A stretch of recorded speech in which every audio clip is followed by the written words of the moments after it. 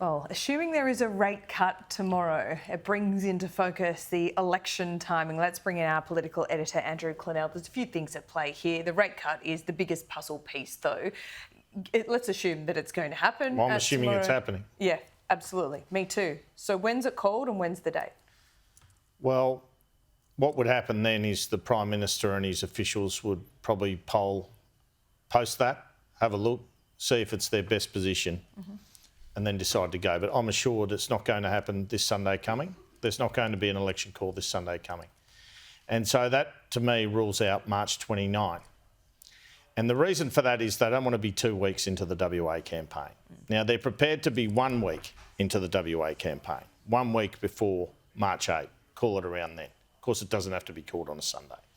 There has to be 33 days between the writs being issued by the Governor-General and the election date, in which case that takes us to April 5. Now, there's another good reason for April 5. April 12 is school holidays in many states. You know, it is very rare to have a federal election during school holidays. Can happen, very rare. It's also Passover, which, you know, wouldn't look too great. No, especially for this government now, right? Then you've got April 19 is Easter. Then you've got April 26 is the Anzac Day weekend.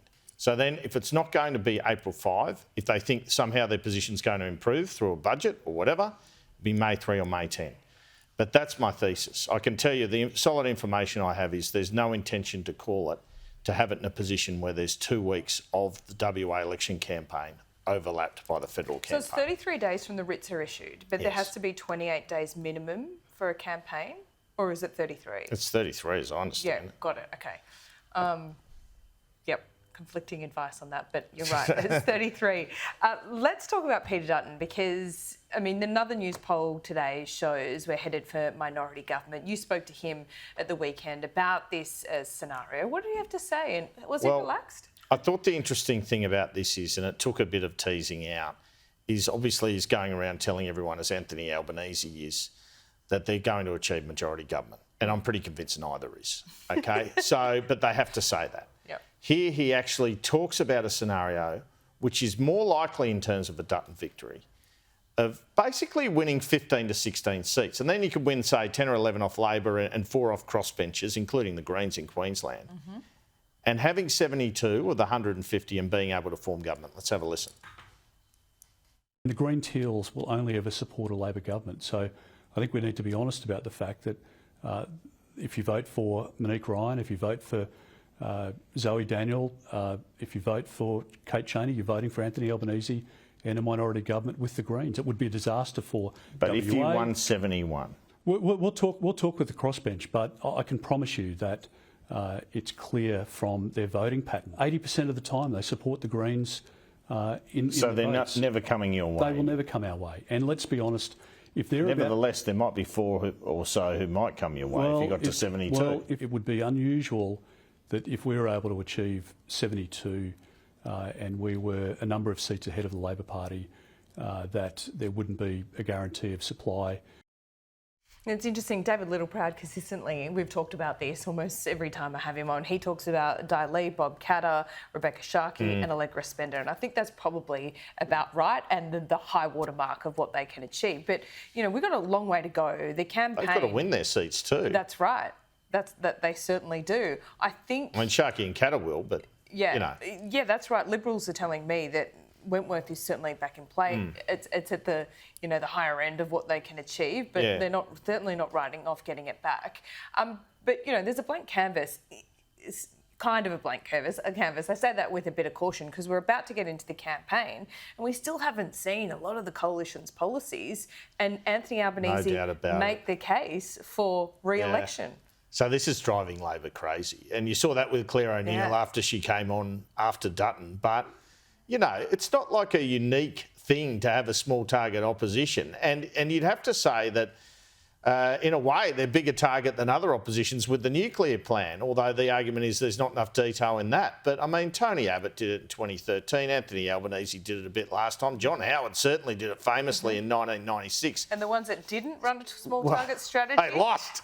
John Houston, but Bill Shorten, I mean, this is interesting because I thought I'd test... I mean, cost of living is the only issue in town, right? So I thought I'd test him on several features of it. And I put insurance up there because, you know, you want to worry about your power bill. Insurance is hitting you just as hard. I mean, let's face it, all of us have got car and home insurance. Suddenly it's 20% up. And he raised this idea of splitting up, divesting, forcing the companies to divest, a bit of a big stick thing like he's talking about with supermarkets. This is new.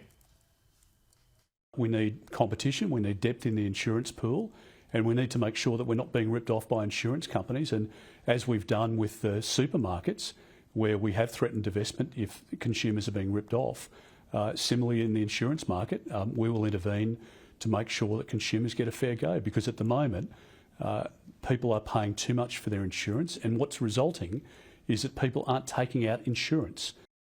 Party of lower taxes, so we're going to get tax cuts? I think we are. I think we're going to get a promise, but I think Labor will probably match them. Maybe a slight tinker, because Dutton will be promising them at the higher end, which will partly be about winning those teal seats, right? But, I mean, I can't wait to see them, and I suspect it's going to be halfway through the campaign. He doesn't absolutely commit to them here, but listen to his words. It sounds to me like he's going to promise them. Are you going to promise Australians tax cuts in the campaign? We've been very clear that we want a simpler, fairer tax system. We want to reduce taxes wherever possible, but we'll be dictated to by how much money is left in the bank. We're not going to act in an irresponsible way, and if we can afford tax cuts, then they'll be delivered. This was perhaps the most fascinating, Kevin Rudd's future. Yeah, so he's been clearer here than I think he has been, which is, yes, in principle, I support Kevin Rudd staying on. But if I hit office, I'd have a good look at whether he's effective in terms of the White House. Now, I have some cabinet ministers who hate Kevin Rudd, who've been over there, who've told me he's very effective with the White House and with the Republicans. But it's his China expertise, isn't it? Well, I actually don't know, to be honest, but they're just impressed by the people he gets them to meet and the people that he talks to.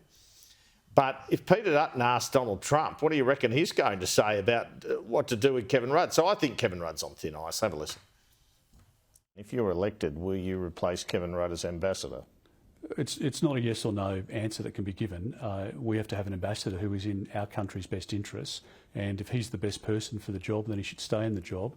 If it turns out that he's had no access to the White House and no real influence in relation to this issue or whatever the next issue might be, then you would have to reassess his position. All right, Laura, we also had Housing Minister Claire O'Neill on. First time I've interviewed her in about 18 months. Good on her for coming on.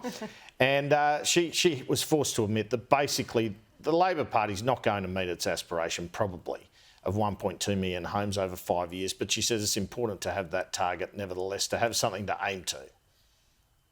If there's one single reason why we have significant housing pressures being faced around the country, it's because we've gone through a period of about 30 years now where Australian governments at every level have not done enough to make sure that we're building enough homes for Australians. So the core of our policy is build, build, build, and we're doing that through funding additional homes. We're doing it through training more tradies. We're doing it through pushing the states to undertake planning reforms and other measures. So this is a big and complex task.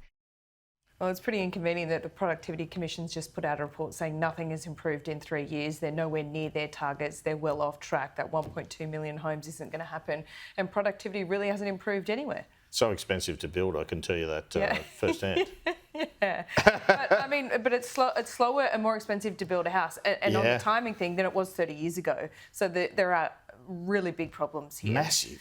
But the government's been talking about them for 3 years and there's no evidence, at least on the Productivity Commission, that they're even starting to turn that Titanic around. Look, they announce a lot of things with crazy names called funds, but do they do anything? You know, it just seems half the time to be about filling the space. Excuse my cynicism, we're the space they need to fill. So anyway. Anyway, you're not cynical on election timing, so let's reiterate. 5th of April, not going to be called by the end of this week.